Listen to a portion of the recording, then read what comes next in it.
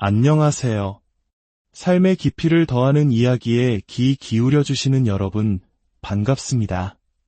오늘 우리의 이야기가 시작되기 전 잠시 여러분의 마음을 축복하고 싶습니다. 이 이야기가 여러분의 마음에 작은 위로와 빛이 되기를, 그리고 혹시 이 이야기가 누군가에게도 필요하다고 느껴지신다면 공유하기를 통해 그 은혜를 나누어 주시길 부탁드립니다. 여러분의 구독과 좋아요는 저희가 더 좋은 이야기의 빛을 세상에 전하는 데 큰 힘이 됩니다. 주님의 평화가 여러분과 함께하기를 기원합니다.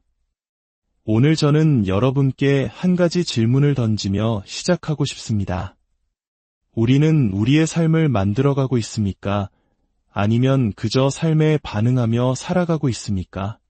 솔직히 고백하자면 저는 오랫동안 후자에 가까운 삶을 살아왔습니다.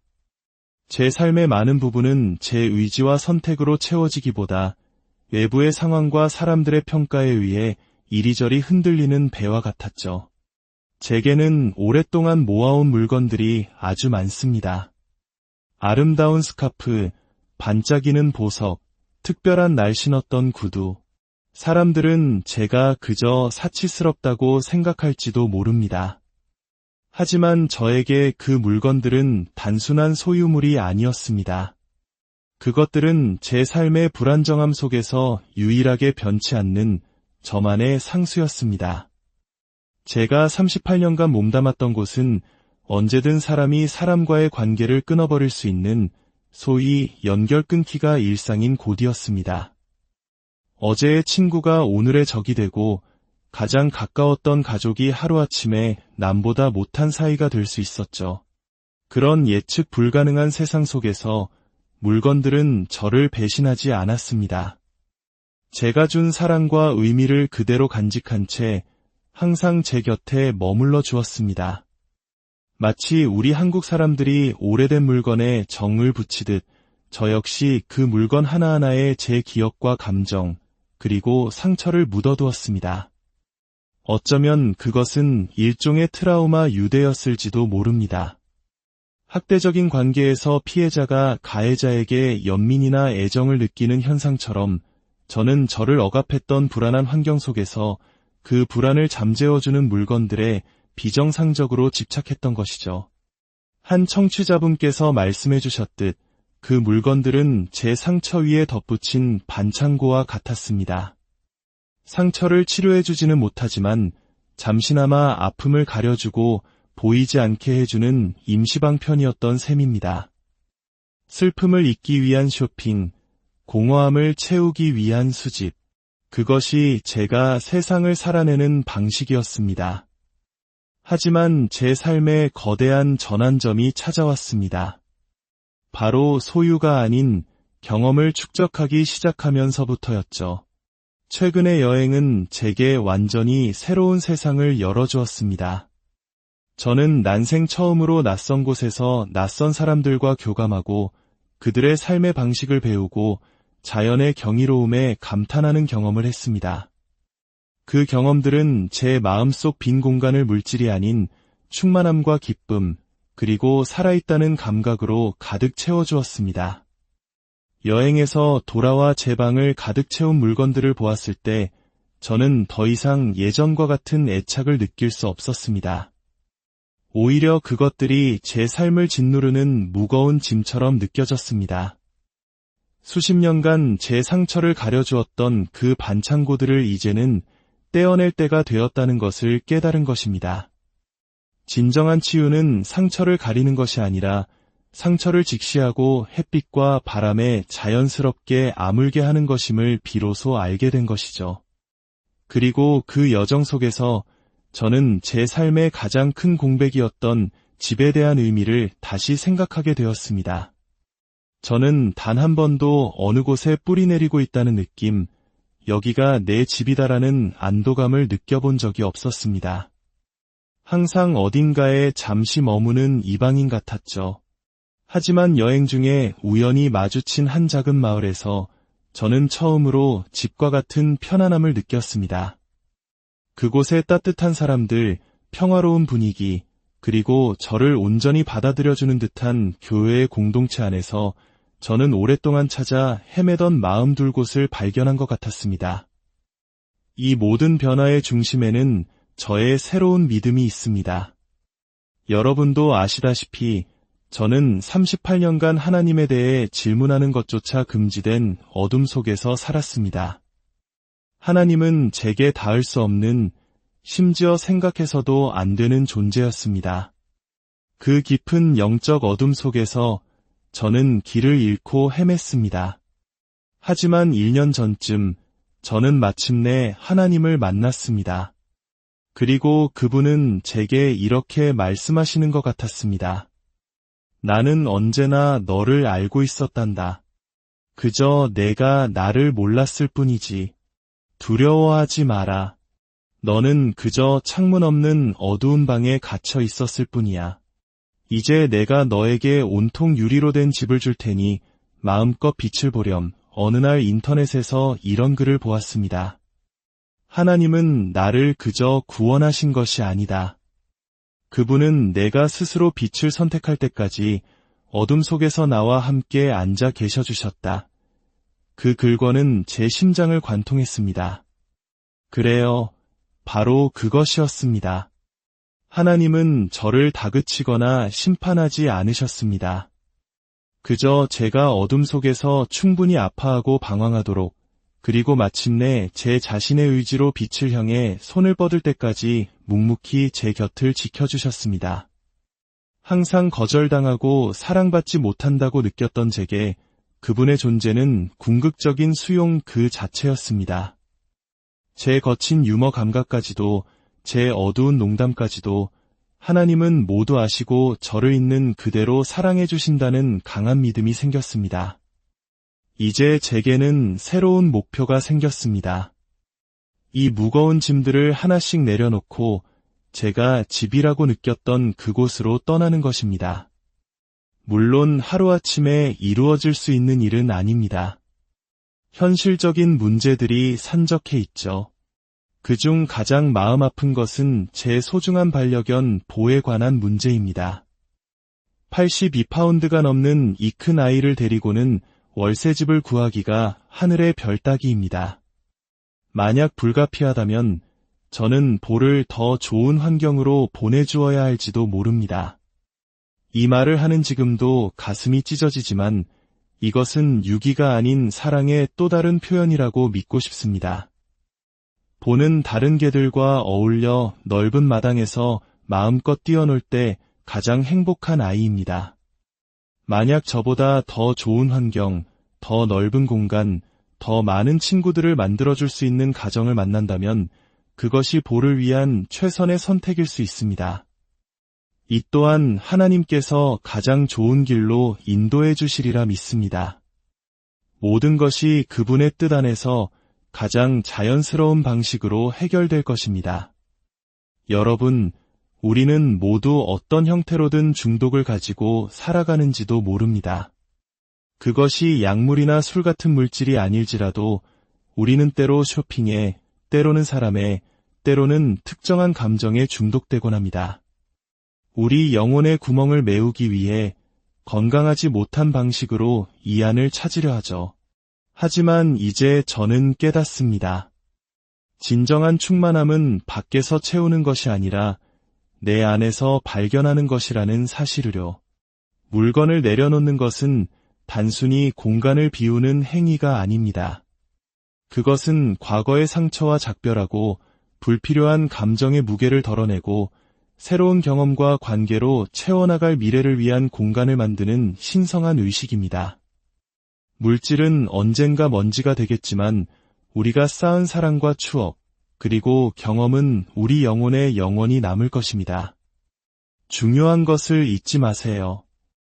우리 삶에서 정말로 중요한 것은 소유가 아니라 존재 그 자체입니다. 끝으로 성경의 한 구절을 나누며 오늘 이야기를 마무리하고자 합니다. 평화의 하나님께서 예수 그리스도의 능력을 통해 당신을 기쁘시게 하는 모든 선한 것을 여러분 안에서 이루시기를 빕니다. 모든 영광을 그분께 영원토록 돌립니다. 아멘. 여러분의 삶에도 불필요한 것들을 비워낼 용기와 새로운 것들로 채워나갈 지혜가 함께하기를, 그리하여 날마다 더 자유롭고 충만한 삶을 만들어 가시기를 진심으로 안녕하세요. 삶의 깊이를 더하는 이야기에 귀 기울여 주시는 여러분, 반갑습니다. 오늘 우리의 이야기가 시작되기 전 잠시 여러분의 마음을 축복하고 싶습니다. 이 이야기가 여러분의 마음에 작은 위로와 빛이 되기를, 그리고 혹시 이 이야기가 누군가에게도 필요하다고 느껴지신다면 공유하기를 통해 그 은혜를 나누어 주시길 부탁드립니다. 여러분의 구독과 좋아요는 저희가 더 좋은 이야기의 빛을 세상에 전하는 데 큰 힘이 됩니다.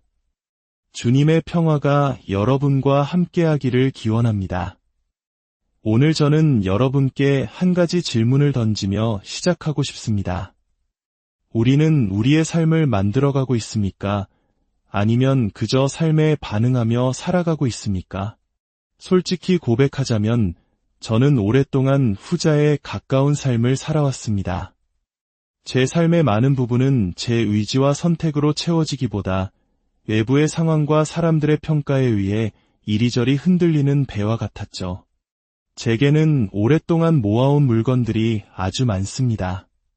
아름다운 스카프, 반짝이는 보석, 특별한 날 신었던 구두. 사람들은 제가 그저 사치스럽다고 생각할지도 모릅니다. 하지만 저에게 그 물건들은 단순한 소유물이 아니었습니다. 그것들은 제 삶의 불안정함 속에서 유일하게 변치 않는 저만의 상수였습니다. 제가 38년간 몸담았던 곳은 언제든 사람이 사람과의 관계를 끊어버릴 수 있는 소위 연결 끊기가 일상인 곳이었습니다.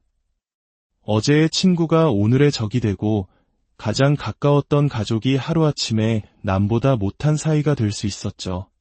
그런 예측 불가능한 세상 속에서 물건들은 저를 배신하지 않았습니다. 제가 준 사랑과 의미를 그대로 간직한 채 항상 제 곁에 머물러 주었습니다. 마치 우리 한국 사람들이 오래된 물건에 정을 붙이듯 저 역시 그 물건 하나하나에 제 기억과 감정, 그리고 상처를 묻어두었습니다. 어쩌면 그것은 일종의 트라우마 유대였을지도 모릅니다. 학대적인 관계에서 피해자가 가해자에게 연민이나 애정을 느끼는 현상처럼 저는 저를 억압했던 불안한 환경 속에서 그 불안을 잠재워주는 물건들에 비정상적으로 집착했던 것이죠. 한 청취자분께서 말씀해 주셨듯 그 물건들은 제 상처 위에 덧붙인 반창고와 같았습니다. 상처를 치료해주지는 못하지만 잠시나마 아픔을 가려주고 보이지 않게 해주는 임시방편이었던 셈입니다. 슬픔을 잊기 위한 쇼핑, 공허함을 채우기 위한 수집, 그것이 제가 세상을 살아내는 방식이었습니다. 하지만 제 삶에 거대한 전환점이 찾아왔습니다. 바로 소유가 아닌 경험을 축적하기 시작하면서부터였죠. 최근의 여행은 제게 완전히 새로운 세상을 열어주었습니다. 저는 난생 처음으로 낯선 곳에서 낯선 사람들과 교감하고 그들의 삶의 방식을 배우고 자연의 경이로움에 감탄하는 경험을 했습니다. 그 경험들은 제 마음속 빈 공간을 물질이 아닌 충만함과 기쁨, 그리고 살아있다는 감각으로 가득 채워주었습니다. 여행에서 돌아와 제 방을 가득 채운 물건들을 보았을 때 저는 더 이상 예전과 같은 애착을 느낄 수 없었습니다. 오히려 그것들이 제 삶을 짓누르는 무거운 짐처럼 느껴졌습니다. 수십 년간 제 상처를 가려주었던 그 반창고들을 이제는 떼어낼 때가 되었다는 것을 깨달은 것입니다. 진정한 치유는 상처를 가리는 것이 아니라 상처를 직시하고 햇빛과 바람에 자연스럽게 아물게 하는 것임을 비로소 알게 된 것이죠. 그리고 그 여정 속에서 저는 제 삶의 가장 큰 공백이었던 집에 대한 의미를 다시 생각하게 되었습니다. 저는 단 한 번도 어느 곳에 뿌리 내리고 있다는 느낌, 여기가 내 집이다라는 안도감을 느껴본 적이 없었습니다. 항상 어딘가에 잠시 머무는 이방인 같았죠. 하지만 여행 중에 우연히 마주친 한 작은 마을에서 저는 처음으로 집과 같은 편안함을 느꼈습니다. 그곳의 따뜻한 사람들, 평화로운 분위기, 그리고 저를 온전히 받아들여주는 듯한 교회의 공동체 안에서 저는 오랫동안 찾아 헤매던 마음 둘 곳을 발견한 것 같았습니다.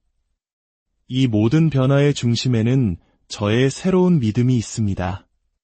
여러분도 아시다시피 저는 38년간 하나님에 대해 질문하는 것조차 금지된 어둠 속에서 살았습니다. 하나님은 제게 닿을 수 없는, 심지어 생각해서도 안 되는 존재였습니다. 그 깊은 영적 어둠 속에서 저는 길을 잃고 헤맸습니다. 하지만 1년 전쯤 저는 마침내 하나님을 만났습니다. 그리고 그분은 제게 이렇게 말씀하시는 것 같았습니다. 나는 언제나 너를 알고 있었단다. 그저 내가 나를 몰랐을 뿐이지. 두려워하지 마라. 너는 그저 창문 없는 어두운 방에 갇혀 있었을 뿐이야. 이제 내가 너에게 온통 유리로 된 집을 줄 테니 마음껏 빛을 보렴. 어느 날 인터넷에서 이런 글을 보았습니다.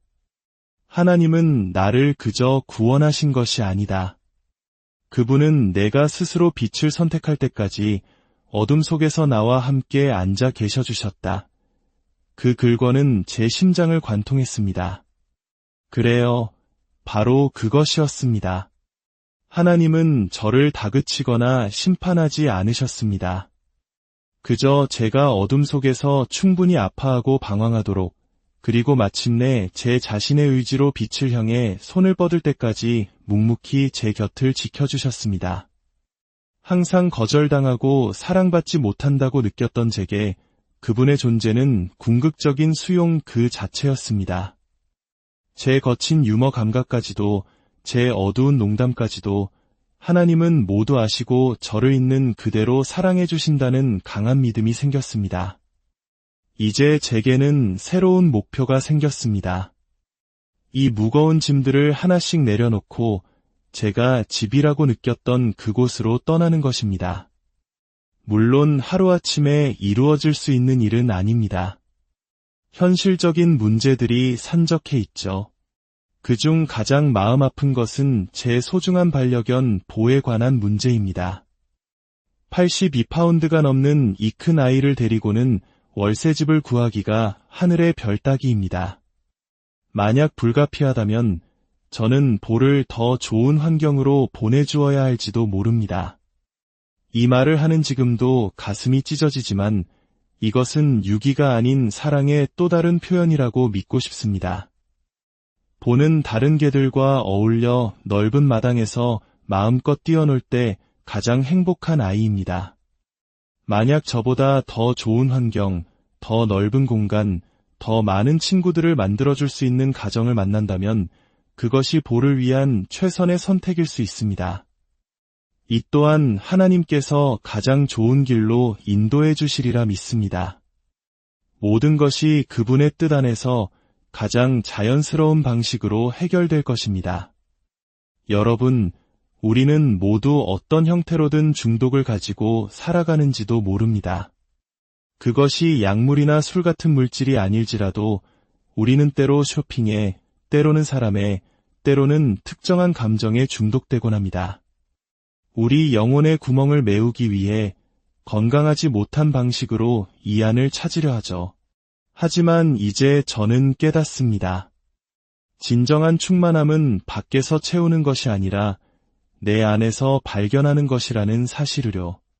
물건을 내려놓는 것은 단순히 공간을 비우는 행위가 아닙니다. 그것은 과거의 상처와 작별하고 불필요한 감정의 무게를 덜어내고 새로운 경험과 관계로 채워나갈 미래를 위한 공간을 만드는 신성한 의식입니다.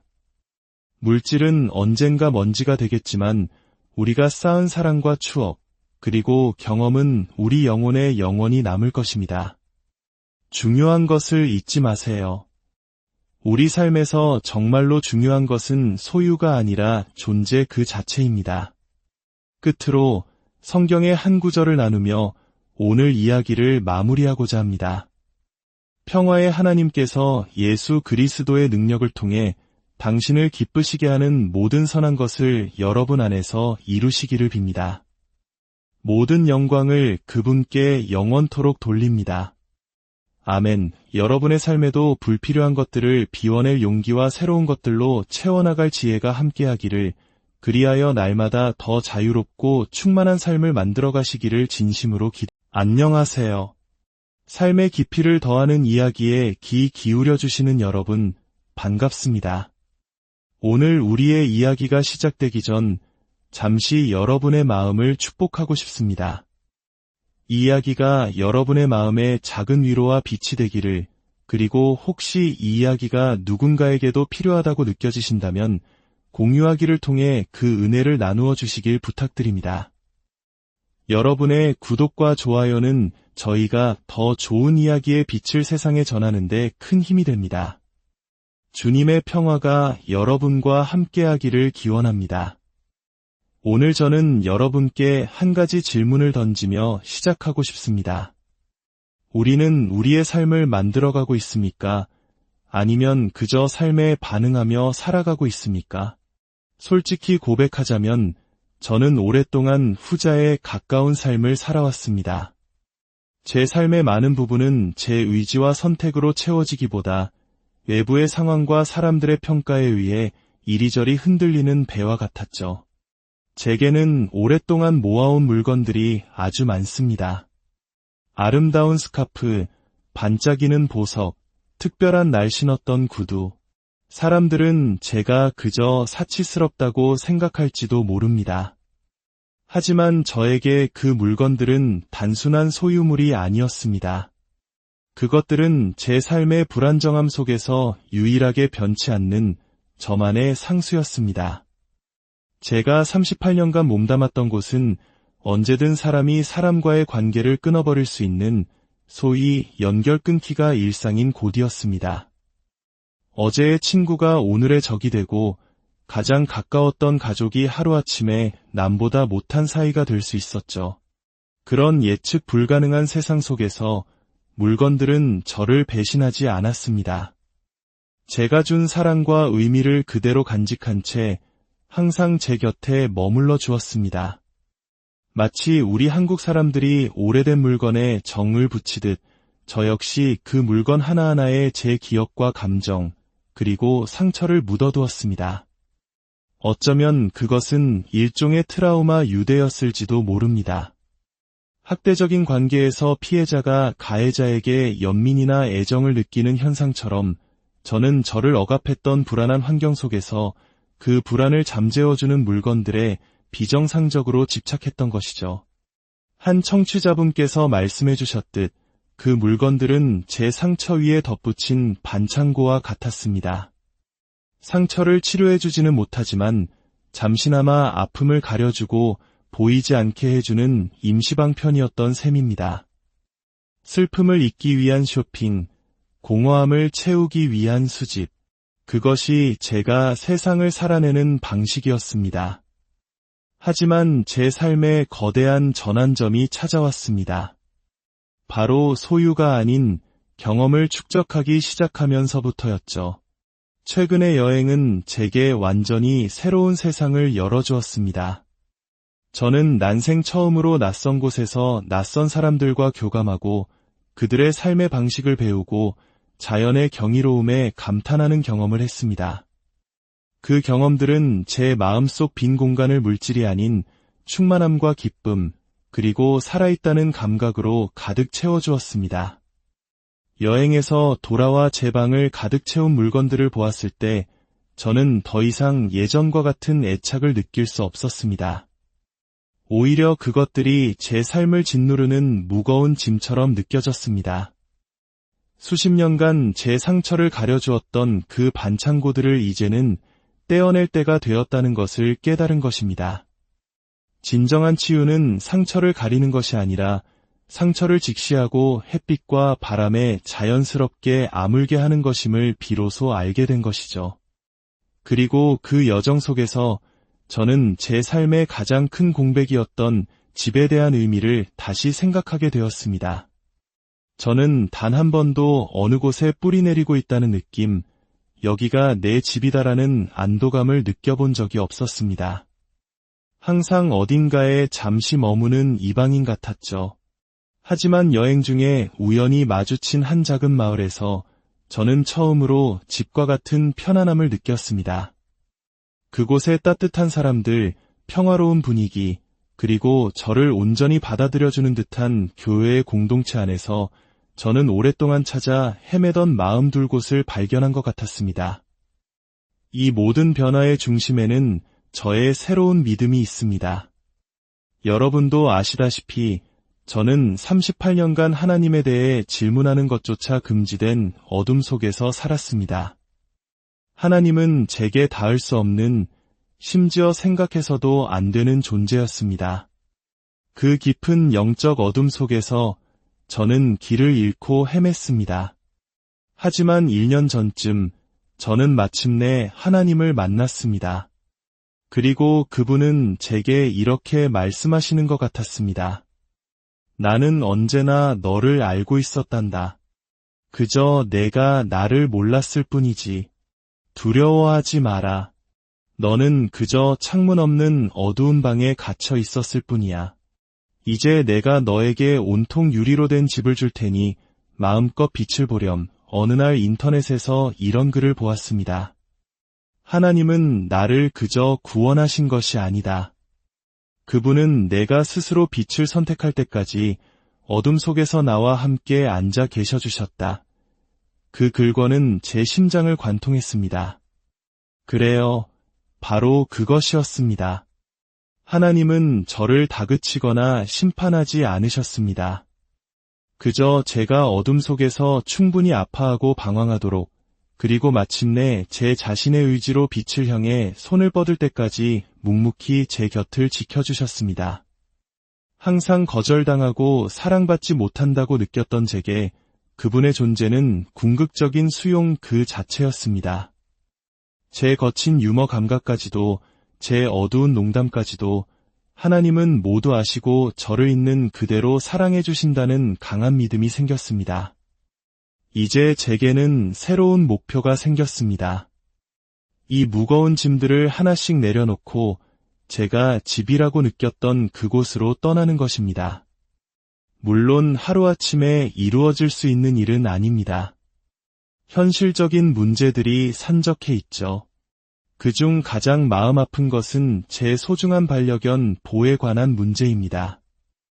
82파운드가 넘는 이 큰 아이를 데리고는 월세집을 구하기가 하늘의 별 따기입니다.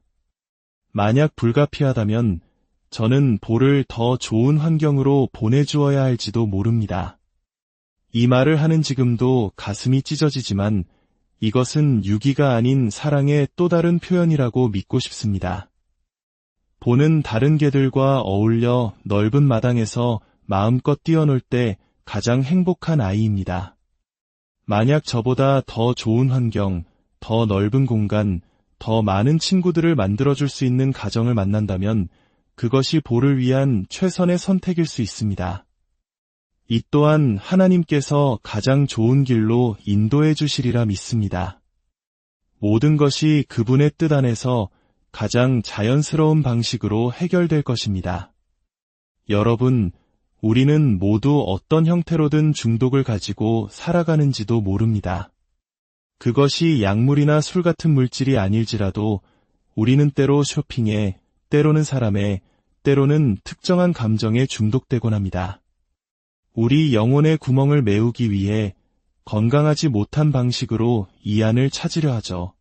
하지만 이제 저는 깨닫습니다. 진정한 충만함은 밖에서 채우는 것이 아니라 내 안에서 발견하는 것이라는 사실을요. 물건을 내려놓는 것은 단순히 공간을 비우는 행위가 아닙니다. 그것은 과거의 상처와 작별하고 불필요한 감정의 무게를 덜어내고 새로운 경험과 관계로 채워나갈 미래를 위한 공간을 만드는 신성한 의식입니다.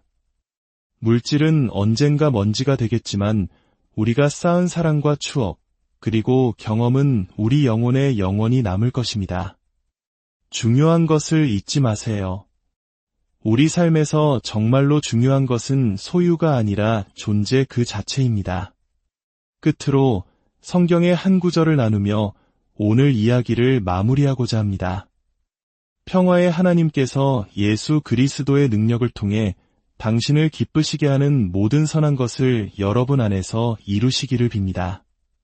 모든 영광을 그분께 영원토록 돌립니다.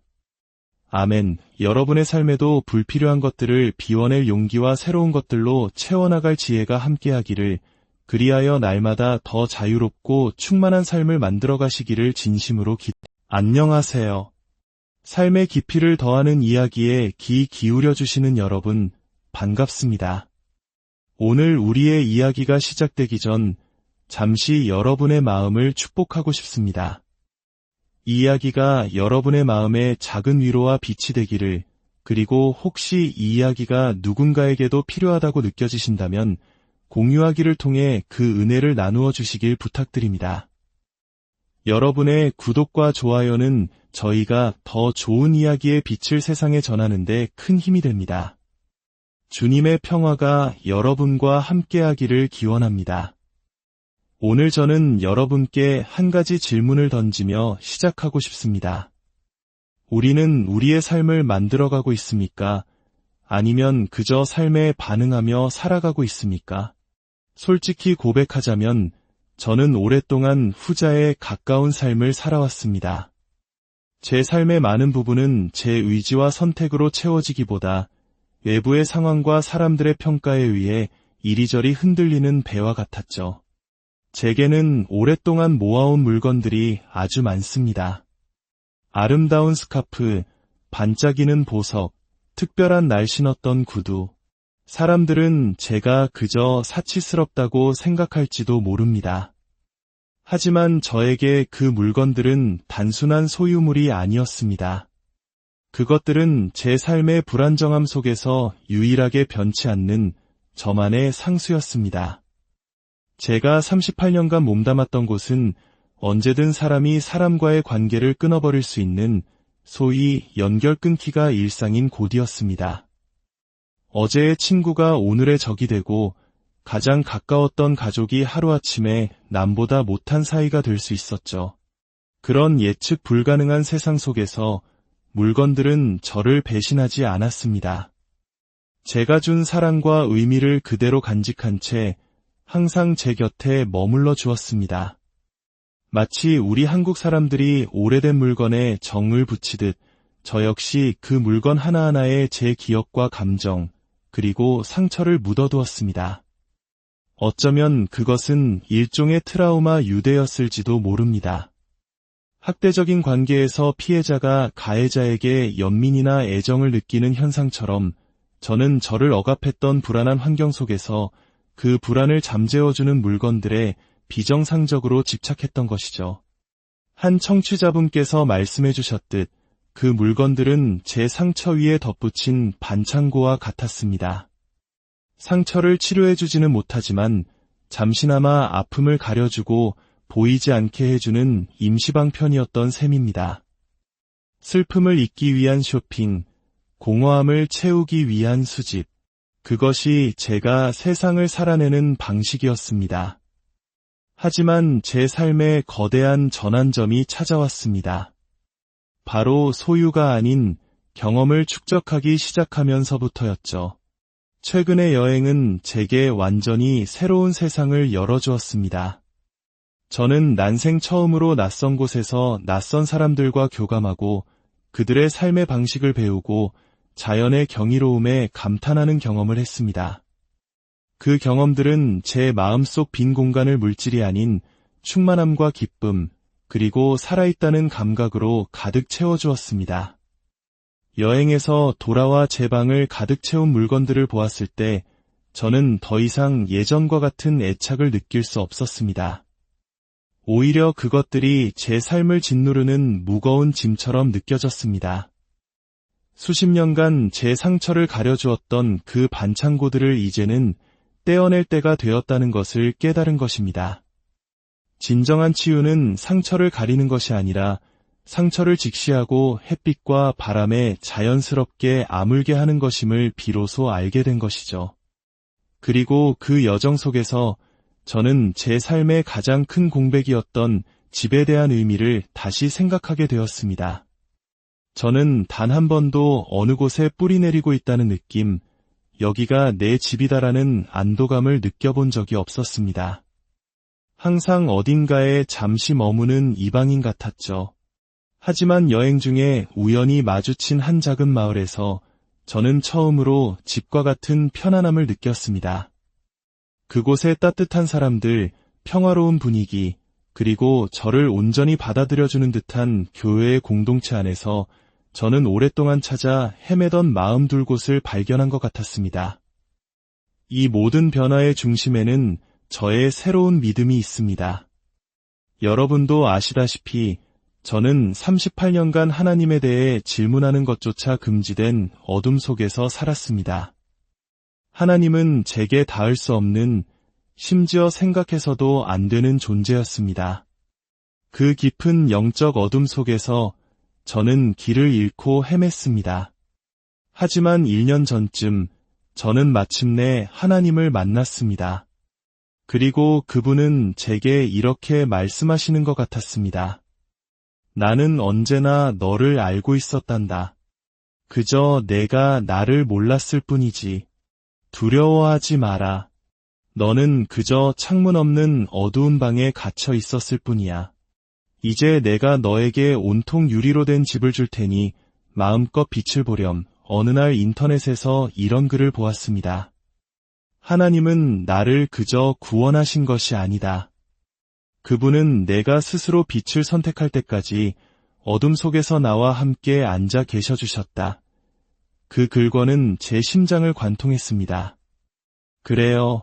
바로 그것이었습니다. 하나님은 저를 다그치거나 심판하지 않으셨습니다. 그저 제가 어둠 속에서 충분히 아파하고 방황하도록, 그리고 마침내 제 자신의 의지로 빛을 향해 손을 뻗을 때까지 묵묵히 제 곁을 지켜주셨습니다. 항상 거절당하고 사랑받지 못한다고 느꼈던 제게 그분의 존재는 궁극적인 수용 그 자체였습니다. 제 거친 유머 감각까지도, 제 어두운 농담까지도 하나님은 모두 아시고 저를 있는 그대로 사랑해 주신다는 강한 믿음이 생겼습니다. 이제 제게는 새로운 목표가 생겼습니다.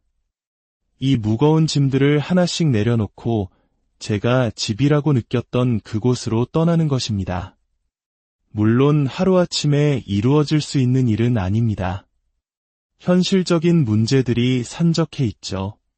그중 가장 마음 아픈 것은 제 소중한 반려견 보에 관한 문제입니다. 82파운드가 넘는 이 큰 아이를 데리고는 월세집을 구하기가 하늘의 별 따기입니다. 만약 불가피하다면 저는 보를 더 좋은 환경으로 보내주어야 할지도 모릅니다. 이 말을 하는 지금도 가슴이 찢어지지만 이것은 유기가 아닌 사랑의 또 다른 표현이라고 믿고 싶습니다. 보는 다른 개들과 어울려 넓은 마당에서 마음껏 뛰어놀 때 가장 행복한 아이입니다. 만약 저보다 더 좋은 환경, 더 넓은 공간, 더 많은 친구들을 만들어줄 수 있는 가정을 만난다면 그것이 보를 위한 최선의 선택일 수 있습니다. 이 또한 하나님께서 가장 좋은 길로 인도해 주시리라 믿습니다.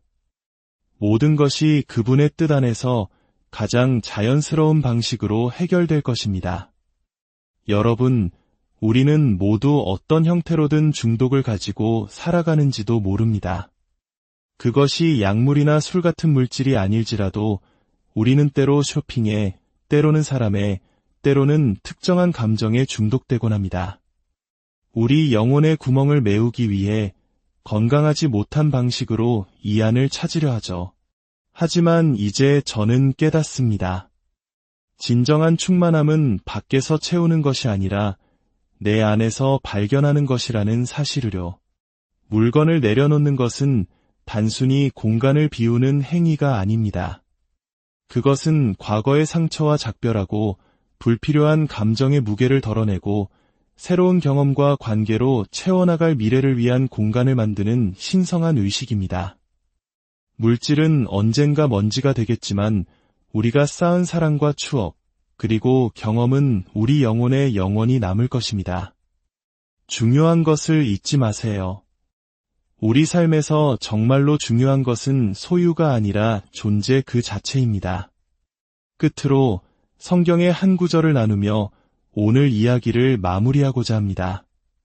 평화의 하나님께서 예수 그리스도의 능력을 통해 당신을 기쁘시게 하는 모든 선한 것을 여러분 안에서 이루시기를 빕니다. 모든 영광을 그분께 영원토록 돌립니다. 아멘. 여러분의 삶에도 불필요한 것들을 비워낼 용기와 새로운 것들로 채워나갈 지혜가 함께하기를, 그리하여 날마다 더 자유롭고 충만한 삶을 만들어 가시기를 진심으로 안녕하세요. 삶의 깊이를 더하는 이야기에 귀 기울여 주시는 여러분, 반갑습니다. 오늘 우리의 이야기가 시작되기 전 잠시 여러분의 마음을 축복하고 싶습니다. 이 이야기가 여러분의 마음에 작은 위로와 빛이 되기를, 그리고 혹시 이 이야기가 누군가에게도 필요하다고 느껴지신다면 공유하기를 통해 그 은혜를 나누어 주시길 부탁드립니다. 여러분의 구독과 좋아요는 저희가 더 좋은 이야기의 빛을 세상에 전하는 데 큰 힘이 됩니다. 주님의 평화가 여러분과 함께하기를 기원합니다. 오늘 저는 여러분께 한 가지 질문을 던지며 시작하고 싶습니다. 우리는 우리의 삶을 만들어가고 있습니까? 아니면 그저 삶에 반응하며 살아가고 있습니까? 솔직히 고백하자면 저는 오랫동안 후자에 가까운 삶을 살아왔습니다. 제 삶의 많은 부분은 제 의지와 선택으로 채워지기보다 외부의 상황과 사람들의 평가에 의해 이리저리 흔들리는 배와 같았죠. 제게는 오랫동안 모아온 물건들이 아주 많습니다. 아름다운 스카프, 반짝이는 보석, 특별한 날 신었던 구두. 사람들은 제가 그저 사치스럽다고 생각할지도 모릅니다. 하지만 저에게 그 물건들은 단순한 소유물이 아니었습니다. 그것들은 제 삶의 불안정함 속에서 유일하게 변치 않는 저만의 상수였습니다. 제가 38년간 몸담았던 곳은 언제든 사람이 사람과의 관계를 끊어버릴 수 있는 소위 연결 끊기가 일상인 곳이었습니다. 어제의 친구가 오늘의 적이 되고 가장 가까웠던 가족이 하루아침에 남보다 못한 사이가 될 수 있었죠. 그런 예측 불가능한 세상 속에서 물건들은 저를 배신하지 않았습니다. 제가 준 사랑과 의미를 그대로 간직한 채 항상 제 곁에 머물러 주었습니다. 마치 우리 한국 사람들이 오래된 물건에 정을 붙이듯 저 역시 그 물건 하나하나에 제 기억과 감정, 그리고 상처를 묻어두었습니다. 어쩌면 그것은 일종의 트라우마 유대였을지도 모릅니다. 학대적인 관계에서 피해자가 가해자에게 연민이나 애정을 느끼는 현상처럼 저는 저를 억압했던 불안한 환경 속에서 그 불안을 잠재워주는 물건들에 비정상적으로 집착했던 것이죠. 한 청취자분께서 말씀해 주셨듯 그 물건들은 제 상처 위에 덧붙인 반창고와 같았습니다. 상처를 치료해주지는 못하지만 잠시나마 아픔을 가려주고 보이지 않게 해주는 임시방편이었던 셈입니다. 슬픔을 잊기 위한 쇼핑, 공허함을 채우기 위한 수집, 그것이 제가 세상을 살아내는 방식이었습니다. 하지만 제 삶에 거대한 전환점이 찾아왔습니다. 바로 소유가 아닌 경험을 축적하기 시작하면서부터였죠. 최근의 여행은 제게 완전히 새로운 세상을 열어주었습니다. 저는 난생 처음으로 낯선 곳에서 낯선 사람들과 교감하고 그들의 삶의 방식을 배우고 자연의 경이로움에 감탄하는 경험을 했습니다. 그 경험들은 제 마음속 빈 공간을 물질이 아닌 충만함과 기쁨, 그리고 살아있다는 감각으로 가득 채워주었습니다. 여행에서 돌아와 제 방을 가득 채운 물건들을 보았을 때 저는 더 이상 예전과 같은 애착을 느낄 수 없었습니다. 오히려 그것들이 제 삶을 짓누르는 무거운 짐처럼 느껴졌습니다. 수십 년간 제 상처를 가려주었던 그 반창고들을 이제는 떼어낼 때가 되었다는 것을 깨달은 것입니다. 진정한 치유는 상처를 가리는 것이 아니라 상처를 직시하고 햇빛과 바람에 자연스럽게 아물게 하는 것임을 비로소 알게 된 것이죠. 그리고 그 여정 속에서 저는 제 삶의 가장 큰 공백이었던 집에 대한 의미를 다시 생각하게 되었습니다. 저는 단 한 번도 어느 곳에 뿌리 내리고 있다는 느낌, 여기가 내 집이다라는 안도감을 느껴본 적이 없었습니다. 항상 어딘가에 잠시 머무는 이방인 같았죠. 하지만 여행 중에 우연히 마주친 한 작은 마을에서 저는 처음으로 집과 같은 편안함을 느꼈습니다. 그곳의 따뜻한 사람들, 평화로운 분위기, 그리고 저를 온전히 받아들여주는 듯한 교회의 공동체 안에서 저는 오랫동안 찾아 헤매던 마음 둘 곳을 발견한 것 같았습니다. 이 모든 변화의 중심에는 저의 새로운 믿음이 있습니다. 여러분도 아시다시피 저는 38년간 하나님에 대해 질문하는 것조차 금지된 어둠 속에서 살았습니다. 하나님은 제게 닿을 수 없는, 심지어 생각해서도 안 되는 존재였습니다.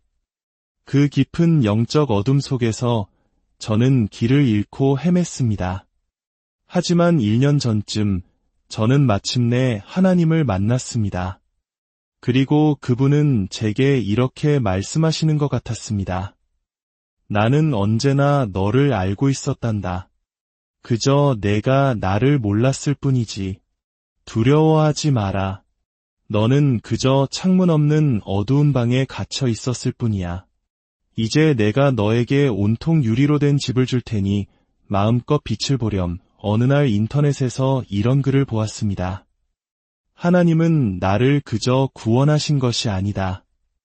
그분은 내가 스스로 빛을 선택할 때까지 어둠 속에서 나와 함께 앉아 계셔 주셨다. 그 글권은 제 심장을 관통했습니다. 그래요. 바로 그것이었습니다. 하나님은 저를 다그치거나 심판하지 않으셨습니다.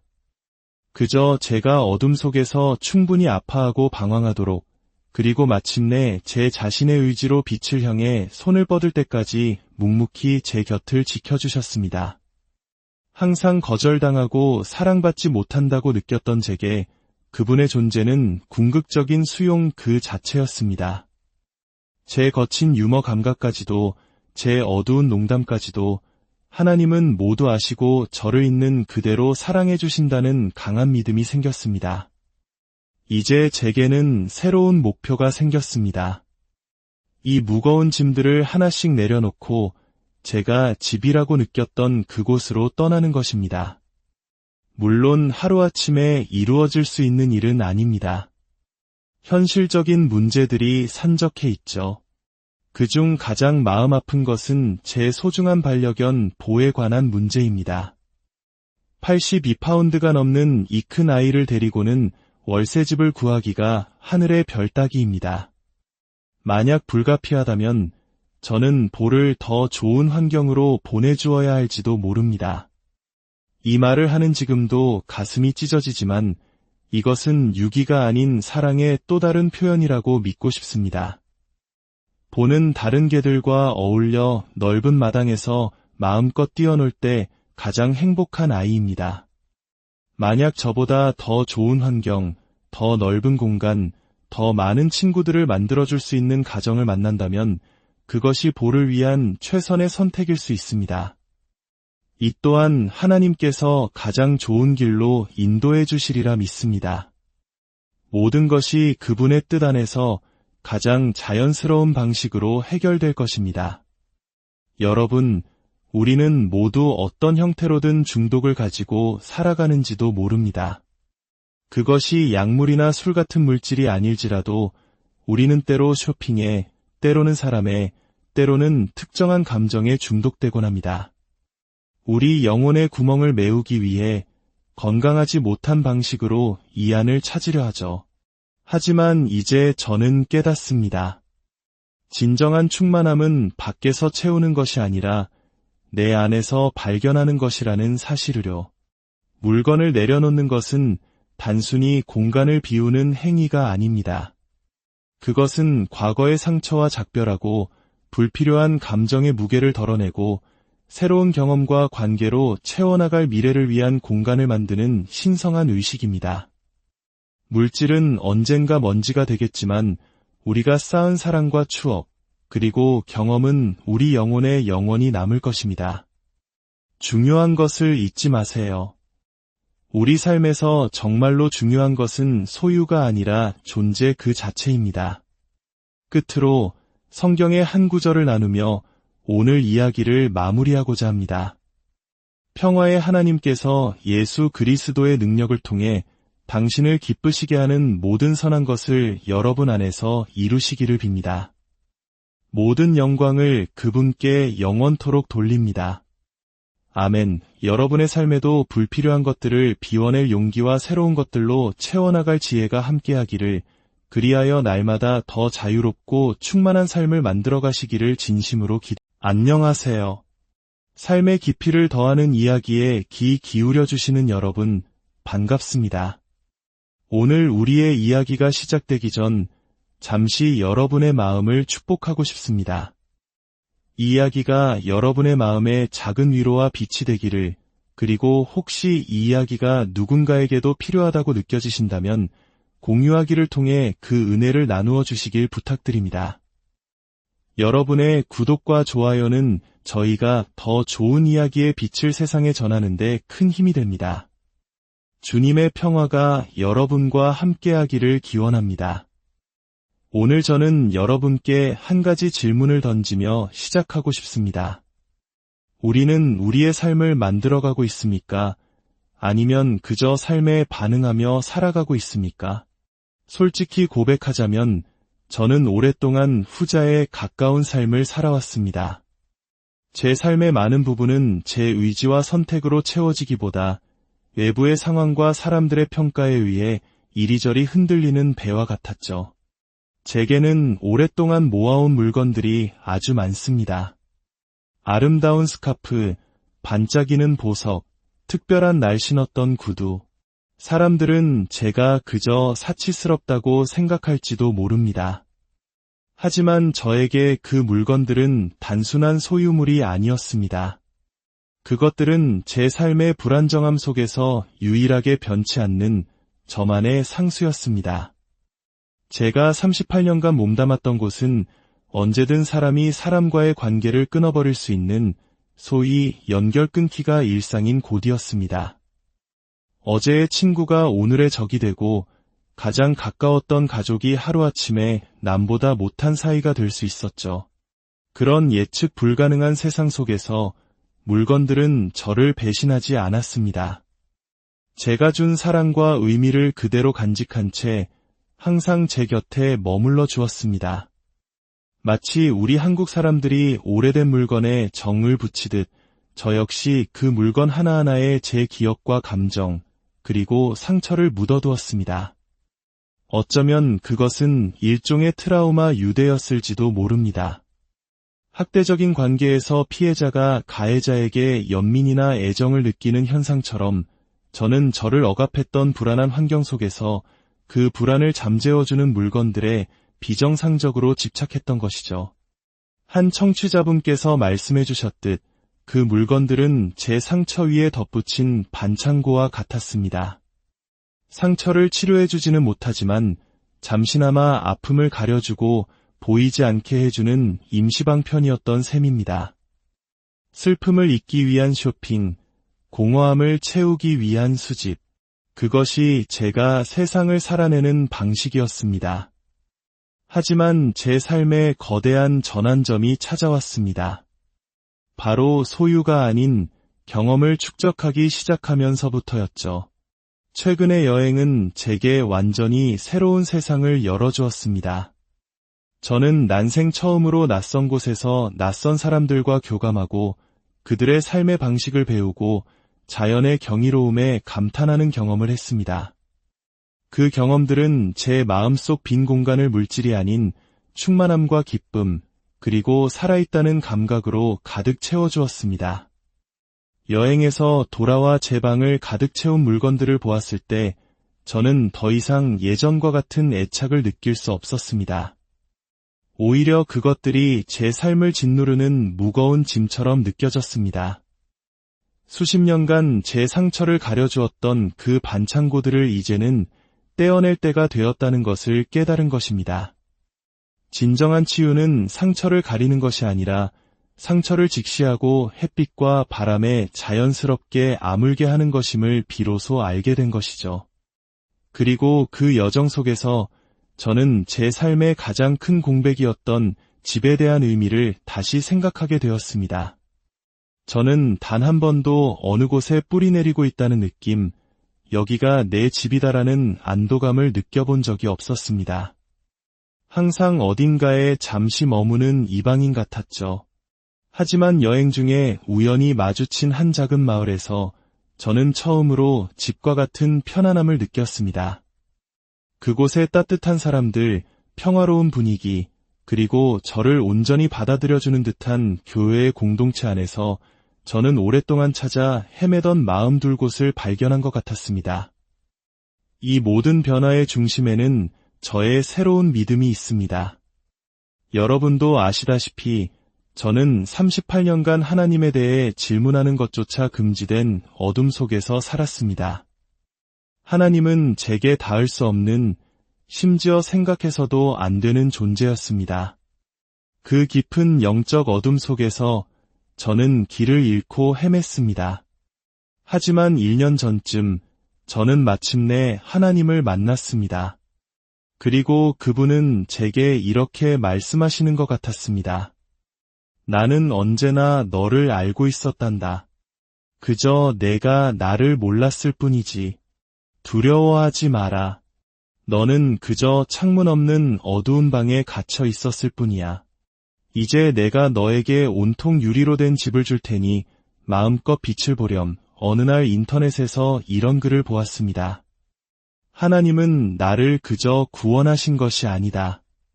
그분은 내가 스스로 빛을 선택할 때까지 어둠 속에서 나와 함께 앉아 계셔 주셨다. 그 글권은 제 심장을 관통했습니다. 그래요. 바로 그것이었습니다. 하나님은 저를 다그치거나 심판하지 않으셨습니다. 그저 제가 어둠 속에서 충분히 아파하고 방황하도록, 그리고 마침내 제 자신의 의지로 빛을 향해 손을 뻗을 때까지 묵묵히 제 곁을 지켜주셨습니다. 항상 거절당하고 사랑받지 못한다고 느꼈던 제게 그분의 존재는 궁극적인 수용 그 자체였습니다. 제 거친 유머 감각까지도, 제 어두운 농담까지도 하나님은 모두 아시고 저를 있는 그대로 사랑해 주신다는 강한 믿음이 생겼습니다. 이제 제게는 새로운 목표가 생겼습니다. 이 무거운 짐들을 하나씩 내려놓고 제가 집이라고 느꼈던 그곳으로 떠나는 것입니다. 물론 하루아침에 이루어질 수 있는 일은 아닙니다. 현실적인 문제들이 산적해 있죠. 그중 가장 마음 아픈 것은 제 소중한 반려견 보에 관한 문제입니다. 82파운드가 넘는 이 큰 아이를 데리고는 월세집을 구하기가 하늘의 별 따기입니다. 만약 불가피하다면 저는 보를 더 좋은 환경으로 보내주어야 할지도 모릅니다. 이 말을 하는 지금도 가슴이 찢어지지만 이것은 유기가 아닌 사랑의 또 다른 표현이라고 믿고 싶습니다. 보는 다른 개들과 어울려 넓은 마당에서 마음껏 뛰어놀 때 가장 행복한 아이입니다. 만약 저보다 더 좋은 환경, 더 넓은 공간, 더 많은 친구들을 만들어줄 수 있는 가정을 만난다면 그것이 보를 위한 최선의 선택일 수 있습니다. 이 또한 하나님께서 가장 좋은 길로 인도해 주시리라 믿습니다. 모든 것이 그분의 뜻 안에서 가장 자연스러운 방식으로 해결될 것입니다. 여러분, 우리는 모두 어떤 형태로든 중독을 가지고 살아가는지도 모릅니다. 그것이 약물이나 술 같은 물질이 아닐지라도 우리는 때로 쇼핑에, 때로는 사람에, 때로는 특정한 감정에 중독되곤 합니다. 우리 영혼의 구멍을 메우기 위해 건강하지 못한 방식으로 이 안을 찾으려 하죠. 하지만 이제 저는 깨닫습니다. 진정한 충만함은 밖에서 채우는 것이 아니라 내 안에서 발견하는 것이라는 사실을요. 물건을 내려놓는 것은 단순히 공간을 비우는 행위가 아닙니다. 그것은 과거의 상처와 작별하고 불필요한 감정의 무게를 덜어내고 새로운 경험과 관계로 채워나갈 미래를 위한 공간을 만드는